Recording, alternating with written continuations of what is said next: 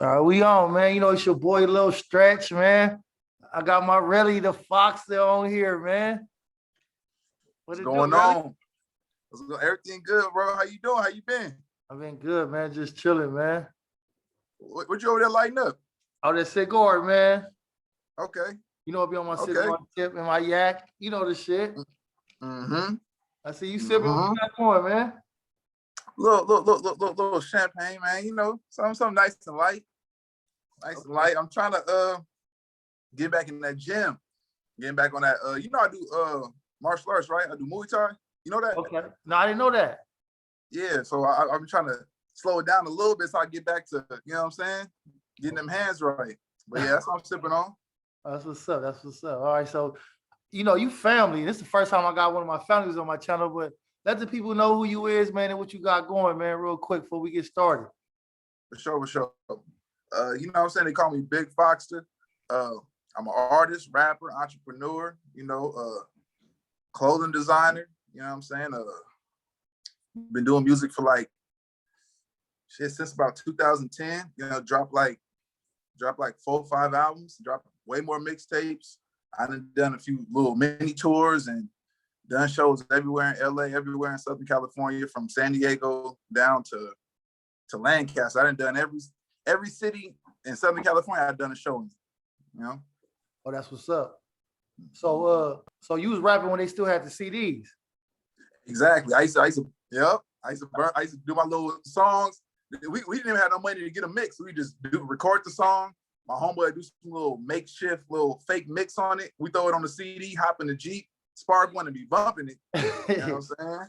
I know, so now I got a question. Now you said that. So far as going back to when niggas had the hard copies and the CDs and selling them out their trunk or whatever however they was, that grind, but to now the streaming grind, what do you think is better and how you feel about the switch or the change? Man, that's crazy because like the change is a little weird because I enjoy the new thing where I don't have to make no CDs. I ain't got to spend the money to make no disc. I can just give you a link. You can go to get the music for free on whatever streaming service you like, listen to it and bang it, but I think it devalued it a little bit compared to like when we work on albums, create an album or create a mixtape or just create a playlist of songs. We put them together and throw them on that CD. You got something physical now, and then when you drop an album, you got to work on the artwork to go with it. And when somebody got it, you getting the CD, you getting the music, and you getting the album. So you getting a piece of history, you getting the collector's item. So like the new wave of music, it's more convenient, but I think it take away from the value of it, the importance of it, Yeah, and that's true because I'm a streamer, so I got an Apple Music account, so I get a motherfuckers $9.99 a month. So like you said, a motherfucker drop an album, I'm gonna stream the album real quick, and then 3, 4, 5, 6, whatever the bangers I like, I'm adding to my playlist, and I ain't even streaming the album no more. Exactly. So it's like, and I think a lot of artists caught on to that. That's why a lot of artists is be dropping single after single after single. Because it's like, right, why do a whole album when you only gonna stream 3 songs? Exactly. And it like you save a lot of overhead too. You know what I'm saying? Because doing every song, you dropping all these songs, you want to do a video for everyone. You got to pay for the mixing for everyone. You got to pay for if you ain't got a producer or you ain't producing your own shit, you got to pay for the beat. You got to pay for the studio time. So like you said, like just dropping them singles is more convenient. It's the fans like it. The people that support you like it. It's easier for their ears and it's easier for your pockets. Exactly. And like you said, and you can off those singles, you can do all the shows you're talking about. You can go on tour with like 3, 4 singles. You know what I mean? Mm-hmm. You know what I'm saying? That part right there. That's what's up, man. And so you were independent, up and coming artist. So how is the grind and how hard is the grind, man? Man, relative. I've been at it like treating it as a business since 2010. I ain't never took no money from nobody. Everything came straight off the strength of me. You know what I'm saying? And my team and the homies that I do music with, and the ones that put in where they can. But like I ain't never had nobody invest in me and nothing like that. So, like you said, it was easier. When I first started, I'm 18, 19. I'm I'm just getting my beak wet, you know what I'm saying? I'm out in the streets doing, you know, now I'm gotta go to school. So now I'm just, you know, trying to figure this music thing out, but I ain't paying a bunch of rent somewhere, or I don't got insurance or this and this I gotta pay for. So it was easy for me to invest more money back then. And like you said, as you get older, you know, I got a daughter, you know, I got bills, I got this, I got that. It becomes a little bit more not challenging, because you just gotta up your grind, but it becomes a little bit more, you know, it was easier back then. The grind don't stop, ain't no excuses. But like you said, like that independent grind is something you gotta be frugal with your money. You gotta really know what to put money into, what not to put money into. And that's a lesson in itself. Paying all these weird ass engineers and you know, all these weird ass producers. Fact, cause like one of my favorite unsigned underground rappers is my big homie G-Nut, right? Mm-hmm. I feel like he raw and vicious as fuck. Mm-hmm. He was getting older, you know, he was a homeowner, he was a husband, a father, and he like, hey, look, I can't just put all my eggs in one basket, because the rap game not promised. I still got mortgage, I got bills, so I had to, you know what I mean? Yeah. And you got to understand that, like, because the rap shit ain't promised, you know what I mean? For like every Lil Wayne and every Boosie, it's a million other artists that didn't make it. You know what I mean? Exactly. So like you said, you gotta so like you said, with that, like along with that grind, you gotta start putting your, like you said, putting your eggs in other baskets. Let me be an entrepreneur. You know what I'm saying? Let me start opening some businesses, or let me invest in somebody else's business. Mm-hmm. Or with a lot of artists from LA, like a lot of the older homies, you know, like, and much respect to them, you know, people gonna get it how they live and do what's good for them. But like a lot of dudes in LA, we don't invest in the younger artists. You know what I'm saying? Compared to like Atlanta, them niggas invest. It's some niggas selling dope that's gonna invest. He got 100,000 to invest. But why do you think that is in LA? Because that's a great point. I want to hear your point, and I'm gonna get my feedback after that. So why you think they don't do that? It's politics. Right. It's politics. And that's the fucked up part. It'd be like, because I remember at one point, you know, when Jeezy was on top and T.I., it was like Atlanta was the new Hollywood, because the South was supporting the South. LA is like, you know, you get the booming, you have to pick a side. You know what I mean? Period. Exactly. And then they're like, all right, this nigga on the blue side, so the red side ain't fucking with him, or vice versa. You know what I mean? Mm-hmm. And that should be fucking our LA up major. Yeah, be fucking it up, because, like, say, like you said, you were OG from the blue side, and shit, your little female son might be, you know what I'm saying, on it, you know what I'm saying, doing his thing, and you about 40, 30, 35 or whatever, he 18 moving, but he from over there, you know what I'm saying? So like, you should be able to invest and keep it pushing it, and think about the bottom line, which is $1. But you know, like, niggas just be on some extra shit, like, nah, you can't, and then you don't know how your homies from your neighborhood gonna look at you for investing in them, or you can't even, you know, you can't even bring them around. You can't even bring them around. Can't do no videos, nigga. Like, can't do no video. And then even if, all right, that artist is smooth, you're like, all right, well, I can't go to your section and do a video because you cool. I don't know how your homies gonna feel.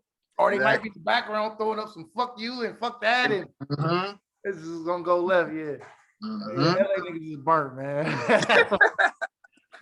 Us LA niggas is burnt out, man. Real. We got to figure it out, though. We really got to figure it out. You know what I'm saying? Like, we got to figure it out. That's why I just try to show love to everybody. It don't matter if you ain't done nothing personal to me or personal to my peoples.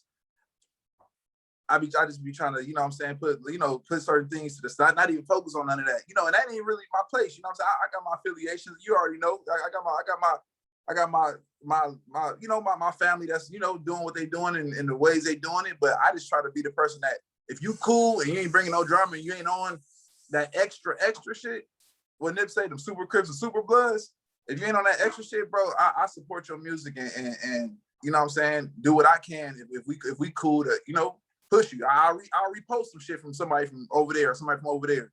You know, as long as you're a cool person and your music is right and the music is nice, I'm a support, man. Fact. And I'm glad you said that and how you said that, because, you know, I respect that. You know what I mean? And a lot of cats should be like you, far as they don't have to fake and pick a side, and then when they on that side it's that, and then when they on this side it's that. You know what I mean? They like, you know what I mean?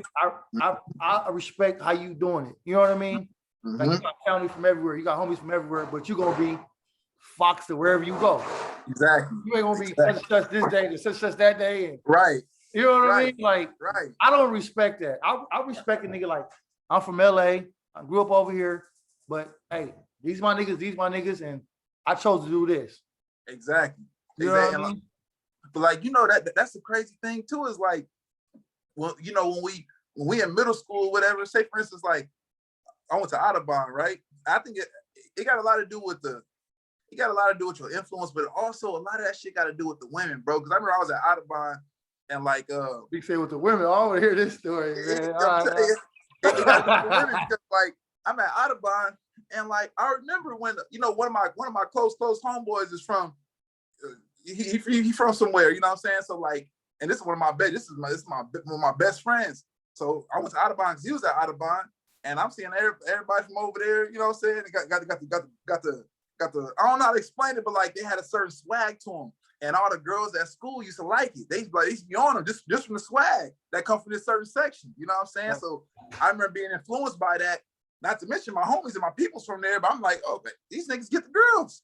So it make you wanna, you know what I'm saying? Like, okay, this is what I gotta do. Yeah. You know? Exactly. I know exactly what you're saying, because growing up, that's how it was with me. All the OGs back then had the low riders, and they had all the money, the Jerry curls and the chucks and the khakis, and they had all the women. So we idolized that. I think I want to be like that. You know what I mean? Because that's what we seen. We didn't see like Kobe Bryant and LeBron James. We didn't see that. It wasn't too many niggas making about the hood as athletes and actors, and nigga, we seen the hustlers with all the money, and that's what so I know exactly what you're talking about, man. So let me ask you a question. So coming up, because you came up in South Central, you came up the rough communities, you could have easily went and got put on and got signed up. And how did you not do it? Because I couldn't do it. I signed up. Nigga, sign me up. Fuck them niggas. You know what I mean? Right. I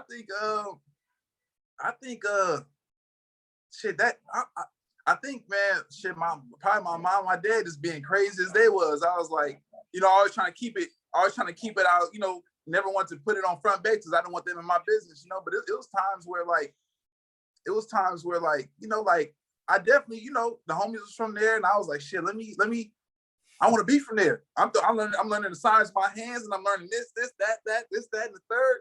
Okay, we wear this. Okay, you put them clothes.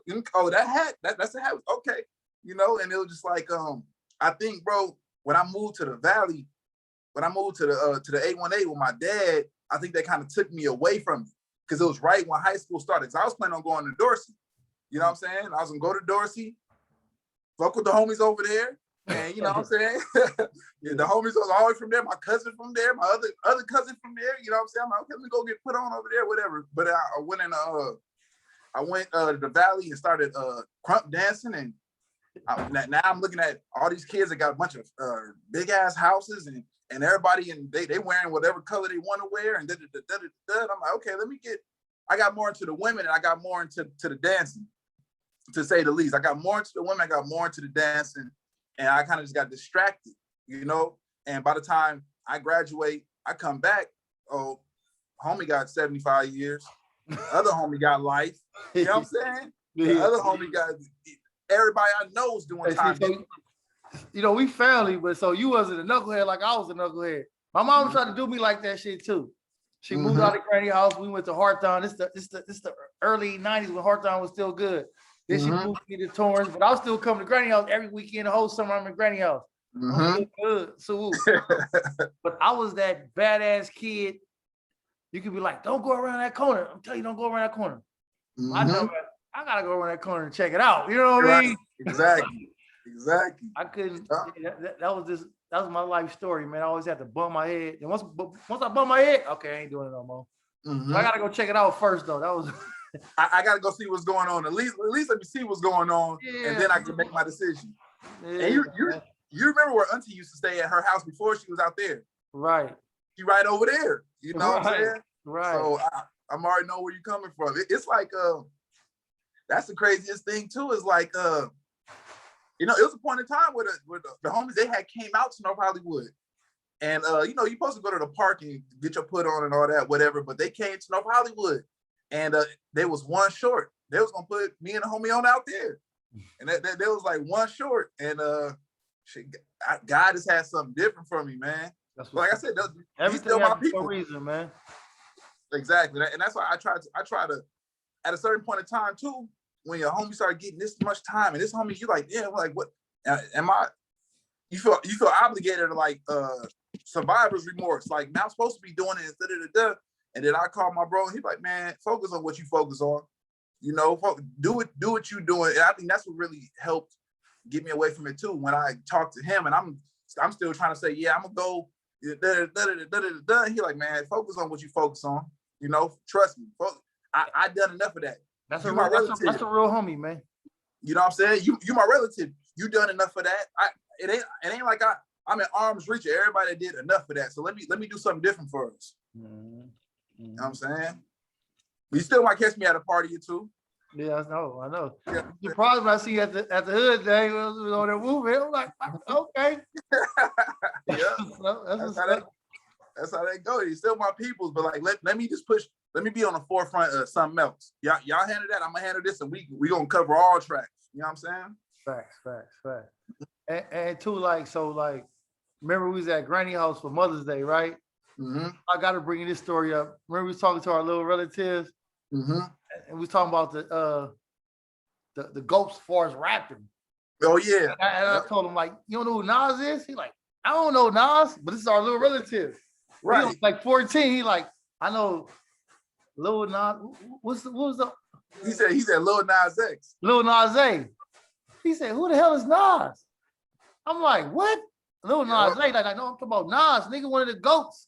Right. That's crazy how that shit didn't flip like that. Like, he didn't even know who Nas was. The only Nas he knew a lot was of people, Nas is in like the top 4 or 5. A lot of people top 3 of all time. All time, for real. Ain't that crazy how shit didn't change? Yeah, the generation just be changing. Like you said, like, it's funny too, because when we see them say that gave me a perspective. Like, damn, I'm getting old. I ain't getting old, but times is changing. Like, times is real. Like, when he said that, he had no idea who he was talking about. I was like, yo, times is changing. Even his mom came out. He was a little kid. He like, Nas, who is that? I'm like, no, Nas, like, one of the folks, man. Who you gonna ask me mine first, or who your favorite 5? Your top 5 rappers of all time. I got Pac. Okay. I'm a Pac fan. I got Biggie in there too, man. I fuck with Biggie, man. Okay. I got The Game. Okay. I got E40. Okay. I fuck with 40, man. And my 5th one, man. I'm putting Nipsey in my 5th one, man. That's a legend. That's a legend. He wasn't in my 5th one, and I'm not doing that because he died and rest his soul. I'm not trying to catch no clout or no views or none of that because he died. But I'm going off the LA dude that was from South Central, like me and you, and made it out, and the impact he did for the culture. He was big for the culture. Right. My nigga did a lot of shit. Like a lot of shit. Like bought businesses over there, gave me jobs. It's crazy what he did, man. Besides where he's from, you know what I mean? Exactly. Yeah, so that's my 5th one, man. I think that he earned it. I think he earned it. And for you to even say that, let you know that he earned it. You get what I'm saying? I mean, he earned it. Like, our hoods don't even see, like, ain't none of that. Like, but real gotta respect real. I'd be a fake nigga not to, you know what I mean? I'd be a fake nigga say he ain't got bars, he ain't did what he supposed to do while he was here. You know what I mean? I wouldn't be 100. I'd be faking to y'all. No, that's being real. You keeping it real. keeping it real. He Yeah. definitely deserved it. I remember when he first came out, I was hesitant. You know what I'm saying? And he took to me. He took to me. And then like he's speaking from everything he's speaking about and the way he's speaking about it and the beats he chose and the words certain things he's saying. And like when you're from LA, you definitely when Nipsey be rapping, I can see LA in I close my eyes and see because I already seen it. So I know he's saying everybody know he authentic, but like before I was even like really like into it, I would listen to like Bullets Ain't Got No Names 1, 2, and I'm like, yo, I'm listening to LA. I'm hearing LA. So that he definitely called to me too. He definitely one of the greatest of all time. And I met him. I remember this is years ago. Me and Baby Stretch, we was in swap meet. This is Christmas Day. Mm-hmm. He come up in there. He had the jewelry store. He buying jewelry, doing his thing. We walk up like, "What's up, man?" Like what up, man? I'm Nip. I'm like, I'm Stretch from Brim. He like shook my hand. I could get a flick. He like, yeah.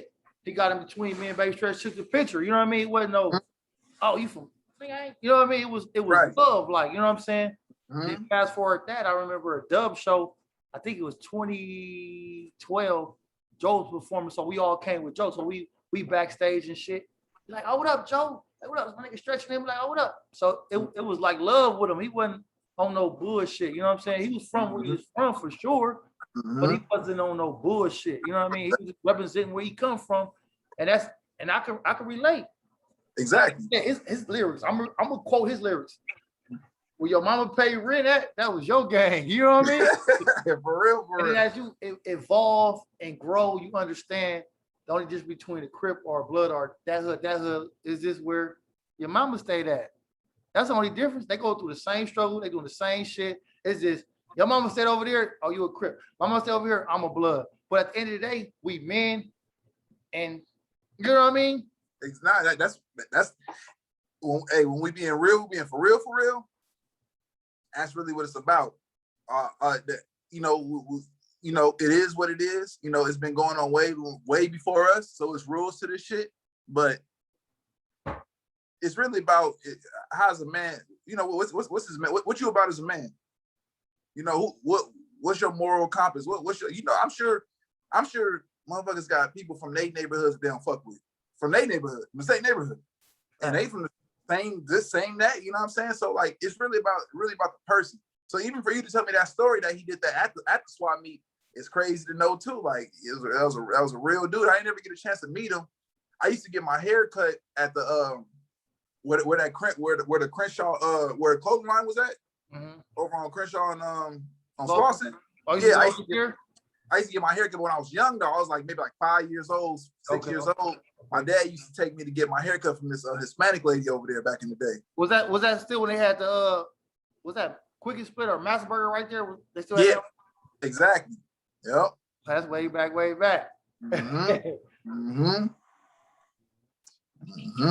So give me your top 5, man. Dead or alive, all-time artists, man. And why and who inspired you? Okay, I'm gonna say. All right, let me pause you right there. I got a better question. Who popping right now that you fucking with? Who your players? Who your go-to besides you that you jump in the whip? I see your legs. You got the leather. You just jump in the Lexo and just bop. What artists you fucking with right now? Who hot you fucking with right now? Okay, I'm fucking with Currency. Okay. Fucking with Currency. I'm fucking with you listen to Conway and Benny the Butcher and them yet? Conway the Machine? I don't think I'm up on them. I'm gonna send you some shit.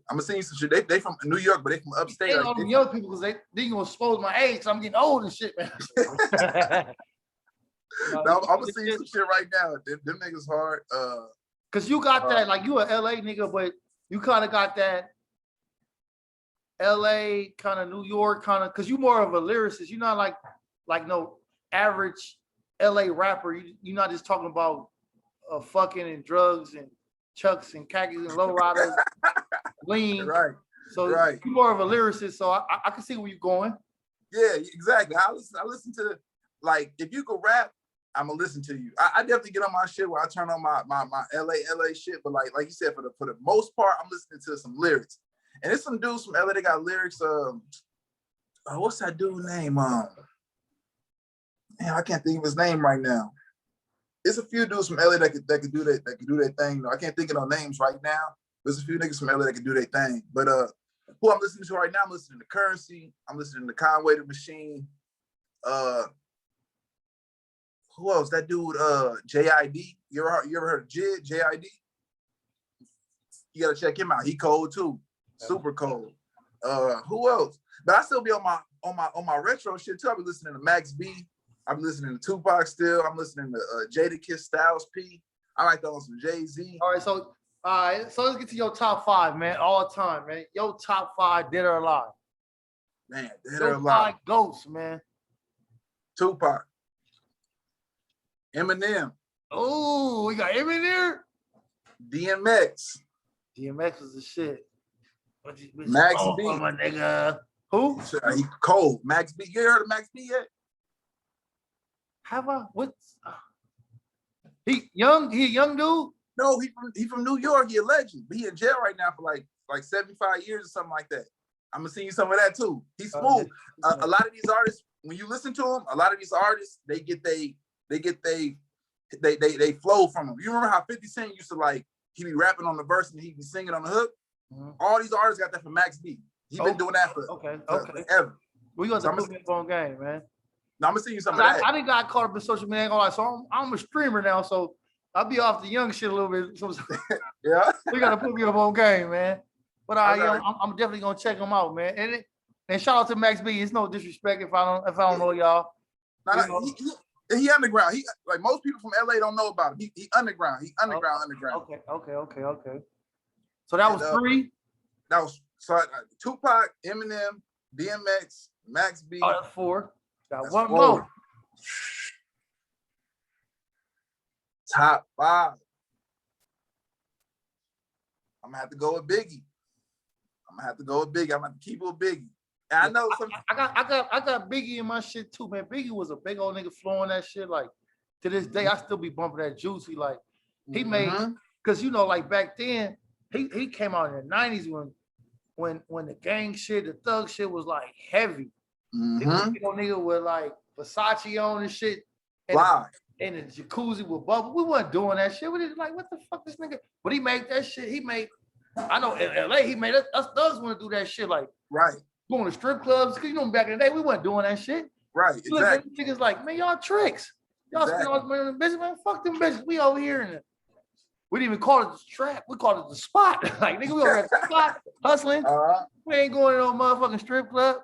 So for me, he kind of made that fly. You know what I mean? Like, he made Moet and all that popping. You know what I mean? Him and Diddy and. I'm like, oh, let me get some Moet, man. Let me give me a chain there. Yeah. All right. Yeah, they was having fun. They was having fun. And it was real niggas, so it kind of just for me, that kind of changed the game. Like, I don't have to, I can be a humble and I can be me, but still be that same dude if you cross me. Because, LA dudes, we have like a persona. Right. You gotta be this and this and that to be from here. Right, exactly. Don't be dressing like that. Don't be looking like that. When you wear this, like you said, go get your Dickies. You want a K-Swiss or you want a Chuck? That's it. You know what I'm saying? You come over there with those MCM and those Prada and Gucci, you get robbed and beat up. Get your ass off the block. Get the fuck out of here. Now that's what I like now though. Like most of the LA artists we see now, like you ain't gotta wear your colors all the time. LA artists are getting fly. Now LA artists starting to get fly. I'm saying LA artists with certain things on that like, y'all wasn't wearing that 10 years ago, 5 years ago. Now everybody can get fly and you still who you are, you still where you from, but you ain't got to represent that in your dressing every day, And now when you put your colors on your chucks and your rags, they're like, man, is it a funeral? Is it a hood day? Like, right, exactly. This nigga tripping. You ain't gonna see no nigga walking down LA with some rags on it. Dude, everybody gonna be looking like, what's wrong with this nigga? Man, this nigga tripping. Yeah, everybody kill somebody. Right, exactly. You gotta be on it. You gotta be on something that day. If you walking down the street in your uniform, you gotta be on. You tripping. You tripping.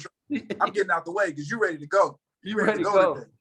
Is somebody gonna shoot you? Or are you about to shoot somebody? Are you going to jail? Are you going to jail? Facts. Hell yeah, man. That shit. It's crazy how this shit evolved, man.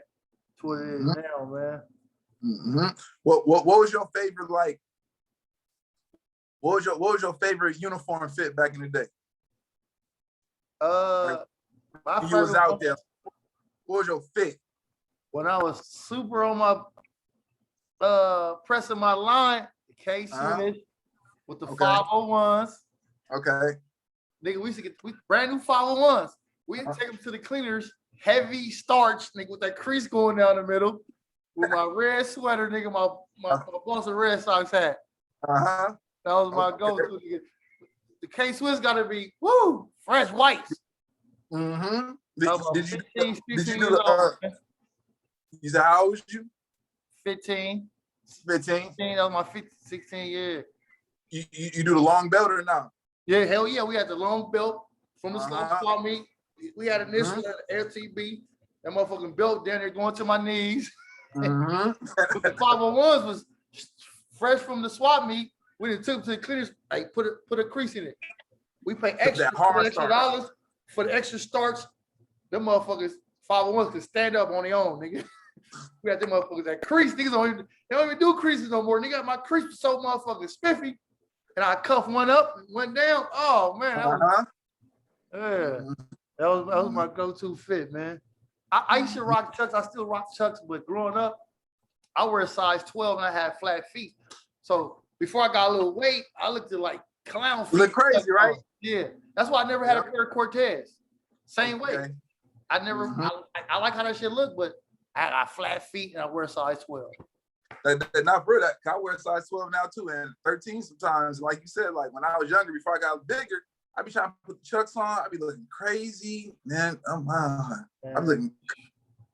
I was getting like 11 and a half and 11 in Chucks, nigga, hurting my toes. But I'm like, man, I'm gonna take this little pain, nigga. I ain't gonna look like Ronald McDonald. You know what I mean? Walking around the function.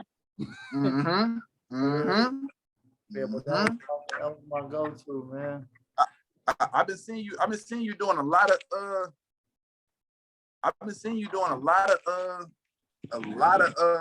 traveling. Every time I go on your Instagram, every single time you in a different state. I'm talking about all the time you pushing. I wake up and you in a different state. Like, yo, my relative he was just at home a few hours ago, and now he in a different state. So what's going on with that? What you been doing? Oh, they've been tapping in and they've been fucking with LS. You know what I mean? You know, the hood is everywhere now, man. You know, the women is worldwide, man. We got niggas from downtown LA all the way to motherfucking Canada. So Canada? I got some homies in Canada, my nigga. Yeah, and I'm gonna get him on the interview next. That's gonna be my next one. He fruit out in Canada. Oh yeah, that's right. Canada, I ain't never been out there yet, but I got a few people from over there. Hey, they some cool people. You been in New York yet? I haven't. So I've been to North Carolina, Virginia, and Florida. Okay. And you know they've been showing me big love, man. I appreciate it. I fuck with them, man. And I love them. You know what I mean? And then too, it's a good thing that I've been traveling because, you know, I've been in LA all my life. You know what I mean? So now I'm trying to see different shit, meet different people, and you know what I mean? And it's good because like our culture impacted so many. That's in LA. It's crazy. Like I'm saying that respectfully, like our culture, like they brimming and blooding like me. You know what I mean? And I love it. You know what I mean? And they tap in, they showing love, and it's all good. Like I'm they fruit town brim, nigga. You can't tell them they not. Right. They got the shit tatted. Right. They going to jail for it. They got homies that's dead for it, and it's just crazy how LA culture inspired the whole world. You know what I mean? Because even back when we was talking about like the Biggie Pac era, a lot of people used to like throw shade on LA and call us stupid and dumb for gangbanging. Oh, you niggas, all y'all want to do is Jerry Curl and low ride. You niggas ain't getting no money. Really, we was getting money, but we wasn't flamboyant. We wasn't. It wasn't on Instagram. We wasn't showing 100,000. But my big homies back then with that Jerry Curl and them khakis, had $200,000-$300,000 in that dope spot. They just wasn't going to make it rain. They wasn't doing it. They was gangbangers. So now when the whole world gravitated to that shit, I'm like, wow, that's dope. Right. Damn. went. I'm talking about every fucking where. It's probably not a state that you can name that's not a blood nigga there. That's big. That's why I'll be trying to tap in and show the love, and the love be coming back. You know what I mean? Nah, for real. That's what's up. Seeing you travel, like you said, get out there because you original, you originator. So it's like motherfuckers meeting. It's like motherfucking nigga Christopher Columbus going over coming. I don't know how to explain it, but it's like when the real ones come to the places that have learned and taken after, and you go and show them love and then go and approve of it because they carrying it the right way and they get your approval. I'm sure that go a long way with them. It definitely do, man. Because like even like here in my house, like when 420 just passed, we had a little kickback at my house at 420. I had homies from my little living room right here where I'm at right now. Had the homegirl from Florida. I had the homie from South Carolina and two homies from Jersey. And you know what I mean? And damn. Yeah, like that. Nigga like that. You know, nigga international with this shit, man. So yeah. So, you know, niggas show love, man. And you know, that's just how it's bred and how it was taught. You know, we show love, man. It's us and you know. So, all love, it's pure love, man. What's going on with the I seen you on that hook. You know what I'm saying? You an artist now? Well, what's going on? You artist sometimes, you're a man. What's going on? Let me know what's going on. No, I'm like the hype man, the / promoter for Yard Down Mimi. Okay. So that two-step, right? This is how it really happened. Cause you know, she be doing her shit. She got a lot of mixtape. So we was right here just chilling one day. She like, man, do a hook. Like, I ain't doing no hook, man. Whatever. So I'm sipping, doing my thing. She gave me the mic. I didn't know what the fuck to say. You know, I grew up off Don Muradas and Banging on Wax, Big Brain. I said, two-step. You know what I mean? Really, I'm being funny. She's like, oh, do it again. So she doing the shit and do it again. Run it back. Two-step. It's like, do it again. I ain't doing it no more. And then that's how that shit started. That shit hard. That shit was hard. Good luck. I was just having fun and just having fun, giving it up. You know, that's what I was doing. I can't rap. I can't. It's crazy because I did that little hook. So niggas be, hey man, I need 8 bars from you. I'm like, bro, no, I ain't gonna even. I ain't gonna give him. I ain't gonna even like lie to a nigga and be like, I can rap and I can't rap. I know I can't rap, man. You know what I mean? And then you know, I think. That point, YouTube and Warstar and SoundCloud, they fuck the game up when everybody think they can rap. See, I know I can't rap. I was just having fun and did one hook. I didn't do 8 bars. You ain't dropped no mixtape, but relative. Look, that's going back to what you were saying earlier about it being the difference between the grind from the CDs and then the streaming. Now, yo, you get you $3,000. You go get you a MacBook for $1,500. You go get you a Neumann, a TLM 103, which is a microphone for $1,000. You get you a little interface, and that's what go between the microphone and the computer for like $500. You could rap. You could record on there and send it to an engineer, and they gonna make your shit sound like you came out of Death Row Studios in the 90s. They gonna make your shit sound right. So now for $3,000. Everybody could be a rapper. Damn. So that's watering it down. Like you said, compared to like, because when I first started, we was putting our shit on CDs and had to get out there and get somebody to buy a CD or you know, shit like that. So it watered it down a little bit. And they was like asking about rapping, like, you know what I mean? Because even then, like when niggas was making CDs and shit, like they wasn't making no millions of dollars. They just did it because they like to rap, and that's like us playing basketball. We go to the park and we hoop or play football. You know what I mean? It was like a hobby, like so. You know what I mean? That and me too. You can tell, like I don't want to name people because you know I ain't no hater, but I can kind of tell when an artist is just did it for some clout, and then really passionate about rapping. You know, you feel what I'm saying? 'Cause like. You can make a hit and then it go viral And the next thing you know, you got 1 million views, you didn't win gold, you got 1 million followers on Instagram, but then now we like, what the fuck? Now you're just doing stupid shit on Instagram to keep your views going up. Exactly. A motherfucker that's passionate, you can hear it in them. You know what I mean? Right. You can hear they care about the craft. Right. Same thing with banging. Same thing. Don't do it because it's cool. Do it because it's you. And that's like, but that's why like I've been doing the music thing for a little second, but it's like I ain't never gonna sell myself out or try to do something. And to each his own. What a nigga do is what a nigga do. I ain't never hating on what a nigga do, but I ain't selling myself out for nothing. I ain't gonna go viral trying to post the money I got, or post this, post that, or do some crazy ass gimmicks, get your attention, or play, or even going into these Hollywood little events or going to these little music events. Niggas be wanting to suck dick just to be noticed. But they want to kiss their ass. The cool part about it is because we think like, because they got the followers or they got the viewers or they got a hit song that they own like that. I done seen Instagram models. I done seen these LA rappers that got all these followers, do all these shows.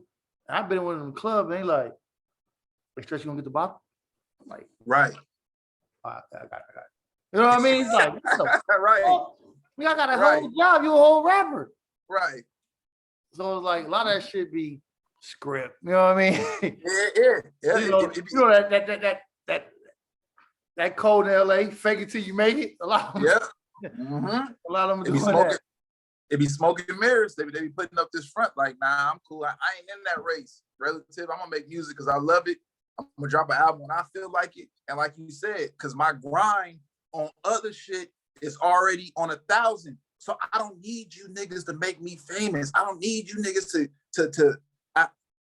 I ain't about to just try to. So let me ask you a question, man. With that said, what's your favorite song you done recorded? My favorite song? Yeah, your favorite song that you done recorded, you done done. It could be old, new. My favorite song is The Dedication. It's called The Dedication. That's the one I was letting you listen to when we was going to the store. Okay.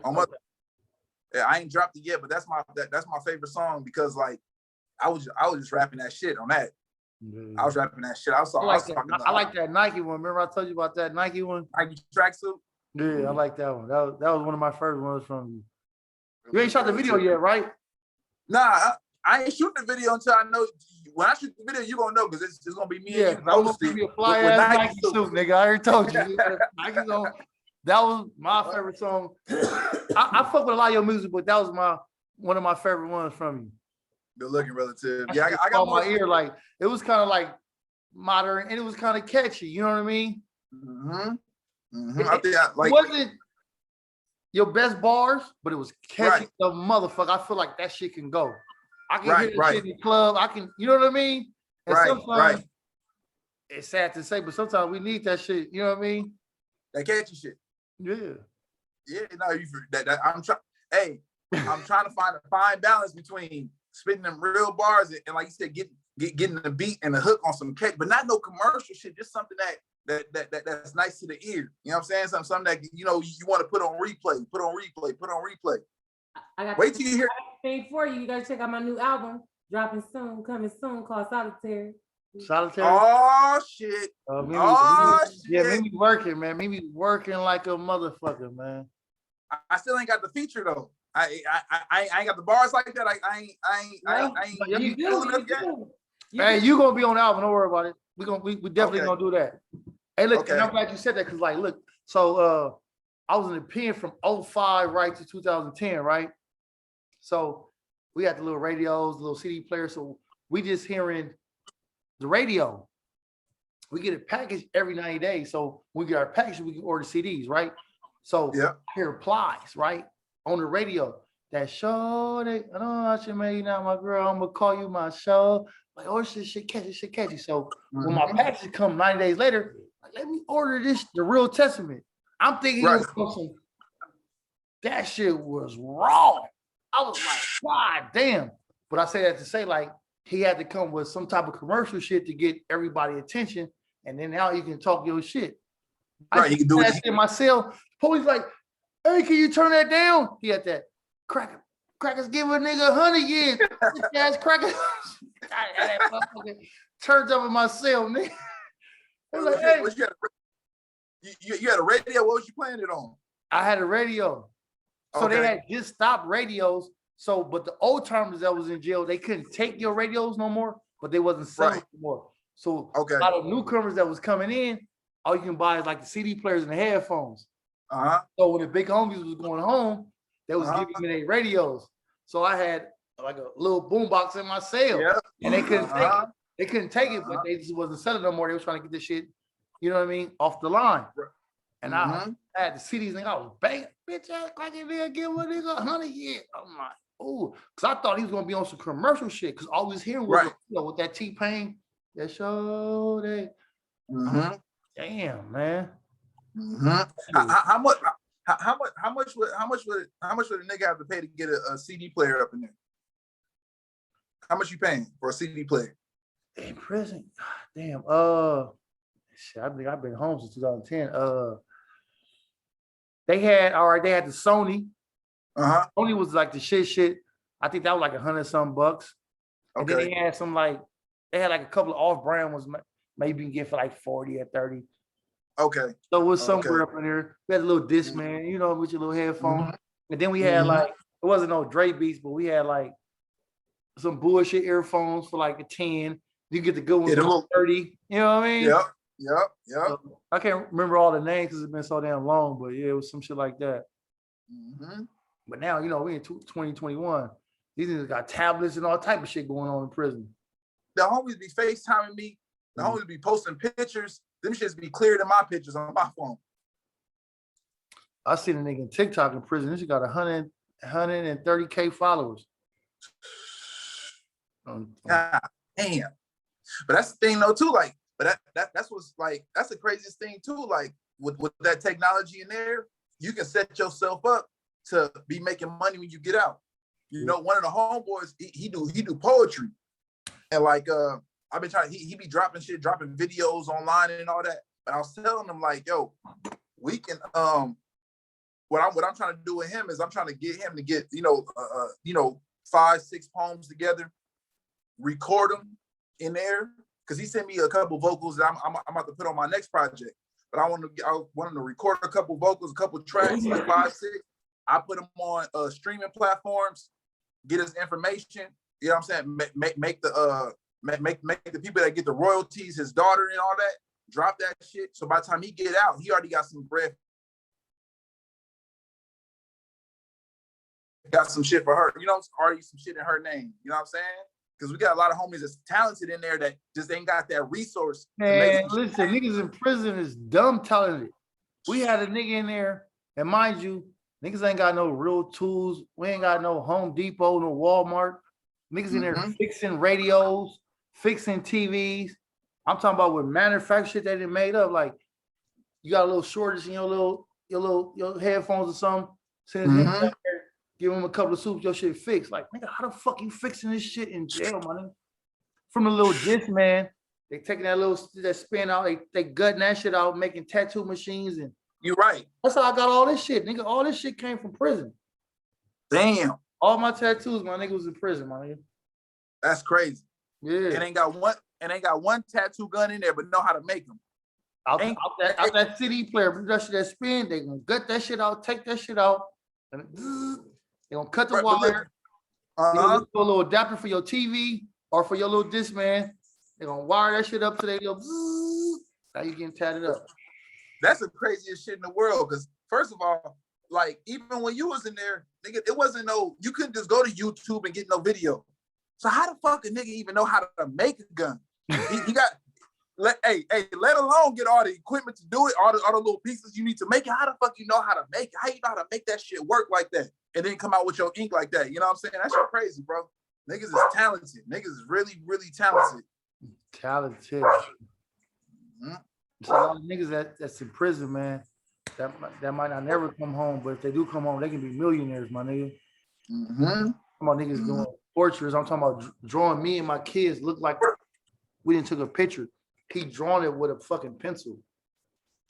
Look like I ain't talking about that Venice Beach looking like a cartoon. I'm talking about just like me and my kid. Like, what the fuck? Nigga? Like you said, portrait. Portrait, nigga. straight in his cell with a pencil. That's it. That's all he got is a pencil. He's on his little desk. You done gave him a little picture. That's a lot of wasted talent, man. But that's why, you know. That's I want to ask you another question, man. Because you got Eminem in your top 5 of all time. And I'm not hating on Eminem. Shout out to Slim Shady. But why do you got top 5, man? I need to know, like. I mean, hey, really, it's just timing. It's timing. It could be a nigga 5 years older than me that just wasn't in the same place in his life when Eminem came out to influence him like that. But like for me, like that's one of the first CDs my dad had gotten. I remember, it wasn't even a CD, it was a tape. Nigga, it was a tape. And I played the tape until the shit popped. Remember, Biggie said I used to let my tape rock till my tape pop. Nigga, I played that Eminem tape until it popped, till the shit broke. Bam! Shit came all out the motherfucking car, all type of shit. I'm trying to spin it, put it back together and all that. They don't know about none of that. That's that throwback shit, man. You two don't know about that shit. Nigga, I remember, nigga, shit, I was a kid, nigga. I didn't have money to go buy no album. We had a little boombox at the house, and we'd go get a blank disc from like the 99-cent store, and we'd hit record only when the radio not talking to the songs we liked. You know what I mean? And then we hit stop real quick, and then when another song come on, we hit record. So now we got a mixtape on our fucking tape for free off the radio. We record radio songs, man. Damn. Yeah, you took me back with that. And said the tape pop. Yeah, you took me back. But yeah, I was just like, he just a lyricist. You know what I'm saying? Like I just felt with the way he would put words together and how he was doing a double time, triple time, and like I guess even the crazy shit he was talking about, like it's like watching, you know, we watch action movies because niggas is flying out of cars, shit exploding, niggas backflipping, niggas shooting, and a nigga coming out with a motherfucking sword, and nigga moving around and all that. I think that's why I fucked with it too, because it was the shit he was talking about remind me of that. It was just shit that I never experienced, shit I ain't never talked about, shit I ain't never really, I couldn't even say I related to his music. It was just the lyricism, the way he put the words together, and the shit he was talking about would keep my attention. And also, what we got to understand is Eminem from Detroit, but he got adopted by the West Coast. He was signed to Dre. You know what I'm saying? So even the beats that he was using was kind of West Coastish a little bit. There was his version of it, but it was like West Coasty. You know what I'm saying? So I think it was just a timing on that what made me really fuck with him. And then when I listened to his freestyles and his on-air freestyles and shit, you know, I just fuck with him. I don't know why I always took to him, because all the homies was like, nigga, why you listening to Eminem? Why you fuck with Eminem? But, you know, he was somebody I fuck with. That's what's up. Hey, you be fucking with the verses? You be watching the verses? Hell yeah. I watched, my favorite one is, damn. I would say my favorite one is Gucci and Jeezy, but I'll be lying. My favorite one was Snoop Dogg and Eminem. I mean, Snoop Dogg and DMX, rest in peace. Because every single song playing, I was like, yo, this is my shit. This is my shit. This is my shit. So it was just like a motherfucking marathon for me. Which one was your favorite one? I ain't gonna lie, that Gucci and Jeezy shit was my favorite one. Gucci, yep. That shit was crazy. That shit was crazy. But you know, now Jeezy getting a lot of backlash off that shit about the whole. When he said shit about his homie and he wasn't responding to it. Yeah. Hey, much respect to Jeezy and Gucci. I don't know neither one of them niggas, but you talk about my dead homie when we on stage, I'm flipping all the shit over. I'm tearing everything up. Like and they played that. So I see. Yeah, that was dope. Yeah. So that shit had dropped like 05, and that's when I went to prison. We was flocking. We was breaking the houses to that shit. And that was like our anthem. We would play that shit in the morning. I was like, you know, that Jeezy. That's when Jeezy at 05, he was at on the top. You know, Jeezy, you want to go get some money. Right. Oh, them girls excited. Hey. I was like, damn. That Gucci, you know, shout out to Gucci. I never was a Gucci super fan like that. You know, Gucci going out, you want to go shoot somebody. Yeah. But Jeezy Exactly. going out, you want to go get that bread. You get that bread, be chilling. Yeah. Like he said, I wasn't really a Gucci fan. One of my homeboys, this nigga he a heavy Gucci fan. He know the shit that like you have to be listening to Gucci back in the day to know. He fuck with him heavy. So when the verses came out, he was like, man, Gucci killed one fucking Jeez. But like you said, because I knew more Jeezy songs than Gucci, I'm like, I don't know about that. I think Jeezy had a lot of wins on that verses. He did, but it was this like the street shit, and what Gucci was talking about was like some shit he really done and really happened. So it was like Jeezy got the bars. You know, he can rap with the best of them. You know, there ain't no knocking that. Like you can put him in the room anybody. His bars is up there. Exactly. When Gucci got to talking that shit. He ain't lying. It's like, yeah, he authentic. And he's like, nigga, I told you I wouldn't even do this if I couldn't speak the real, nigga. Exactly. Exactly. No, for real. One of my favorite songs from him, it's called "Off the Boat" or "On the Boat." Off the Boat. You heard it before? Well, Jeezy? No, Gucci. I don't think so. Yeah, that shit crazy. Cause I ain't getting to him till later, so I know most of his later music, like his mixtapes, he probably released in the last 5 years. But when I listen to him, I'm like, yo, this motherfucker hard. That nigga is hard. I just wasn't up on him at that time. Right. I think during when Gucci get popular, you think like 05? Like 05, 06. Yeah. Yes, I was crazy when they played the new Jeezy. Man. Well, he got international at that point. I know, I'm pretty sure in Atlanta he was going crazy way back when, but LA, that 05 nigga, man, new Jeezy, all that Trap 101 and all that shit. Thug Motivation. Motivation, you know, that's when nigga had the church. Nigga had that nigga on my ringtone, nigga. Where you at? I'm in the hood. Where you think I'm at? I'm about to pull up. Had that up on my ringtone, nigga. Remember that though? Like nigga, you have to go to the little store somewhere and get your ringtones uploaded. Yeah, go right to the sloss and give him like $2-3. Hey, put this on there. And the little girl should give you the little computer. All right, no, I'm on this 15 seconds. You know what I mean? Over chirping. Where you at? I'm in the hood. We pick up that Jeezy was going bananas, my nigga. For real. That was some good times. You had the Boost Mobile with the light up Boost Mobile, or you didn't have that? Yeah, I went through all them. Yeah, we had to put a little light on there so every time it go off, that motherfucker blink like yeah. Had all that shit. Hell yeah. You go to 7-Eleven, get the little $20 card.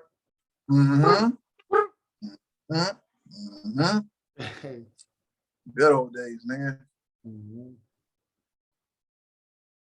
Hell yeah, man. But shit, we're gonna wrap it up, man. We've been going on for like an hour and something, man. It was good having you, buddy, man. Appreciate you. Know, man. I appreciate you reaching out to me. You know what I'm saying? All the time. You already know. Cause I seen you like, you know, we family and shit, but I had seen you. What really made me want to interview you, I had seen you. I forget who the people was. Y'all was on live and they would interview you and shit. Oh yeah, the interview. I'm like, what's up? I'm like, okay, I'm really on there talking that shit. He ain't on there talking no dumb shit. Like, you know what I mean? LA niggas speaking that real shit. And I always want to applaud you on that point. You know what I mean? Because a lot of people think LA niggas is stupid and dumb, but you was on there speaking highly intelligent. Like, you know what I mean? And you come from the mud. You know what I mean? Like, I just go corporate world. What's going on? What you want me to do? You know what I mean? So I encourage you to keep doing your shit, man. Keep putting on for LA. Keep putting on for the West, man. No, you already know, relative. I'm keep pushing. Can't stop, won't stop, don't stop. Big Fox. Hell yeah. We got any shout outs before we go, man? What you say, relative? You got any shout outs to anybody? Oh man, shit. Shout out Still Life Nation. That's my group. That's my family. Everybody I make music with. You know what I'm saying? Shout out City Approval. Shout out Drug and Preference Era. That's my dude Casanova. He doing this shit. You know what I'm saying? Shout out everybody that fuck with me. I fuck with y'all. You know what I'm saying? You give what energy you give me, I give 100 back. So shout out everybody that I fuck with. They know who I fuck with. And You know what I'm saying? Everybody keep pushing, keep doing your shit. You keep doing your shit, relative. I like this platform you're doing. You know what I'm saying? I respect it. I think it's dope as a motherfucker because it's coming from the perspective of somebody that's really from the shit. You know what I'm saying? So I'm glad, you know what I'm saying, I was able to spend some time on your platform and fuck with you for a minute. Appreciate it. And too, COVID almost ended. So the future, I know you have some shows and shit coming up.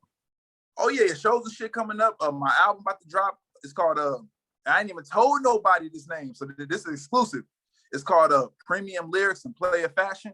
Okay. That's my new project coming out. You know what I'm saying? Like I said, a lot of shows coming out, videos coming out, and just be on the lookout. You know what I'm saying? Instagram, FOXSTA. Follow me on Instagram. That's really where I be making my moves and posting my content at. You know what I'm saying? So follow me on Instagram, and then you'll be able to, you know, follow everything else from there. For sure. All right, ready? Love you, bro. All right, love you too, really. I'm gonna talk to you soon. All right. All right, for sure.